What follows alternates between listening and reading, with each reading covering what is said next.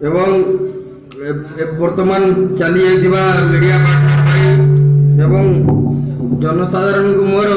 गुरुदुटे जुहार तथा नुआखाई भी गुरुदुटे जुहार। धन्यवाद देवी आमर पंडिताल शाखार छंदा भाई को जे भाई की मते निमंत्रण करबार सह आमर जेन अतिथि माने वर्तमान मंचासीन अछन समस्त को निमंत्रित करिछन। तार तथा धन्यवाद देवी आमर पंडिताल शाखार भाई माने समस्ते एकजुट होइगिरी गोटे संघ करबार लगे निष्पत्ति नैछन एवं आज गोटे दिन तामाने समय भी देइछन पारिश्रमिक भी देइछन। आउ द्वितीय धन्यवाद देवी आमर चालक संघर प्रतिष्ठाता तथा पिता बोली कह जाय पारे से होजन प्रभाकर मल्लिक आज्ञा तांकर किछि मेडिकल केस थिबार आज ना आसी पारले से काली राती फोन कर दिले।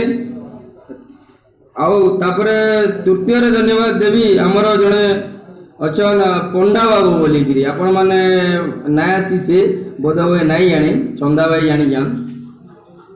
से आमर राज्यर ऑफिस सेक्रेटरी अच्छा से टोटाल 24 घंटा रु 22 घंटा परिश्रम दे आमर सब कागज पत्र जेन अच्छे आमर टोटाल जेन परिचालना होचे राज्यर ऑफिस सब जिनस से करसन।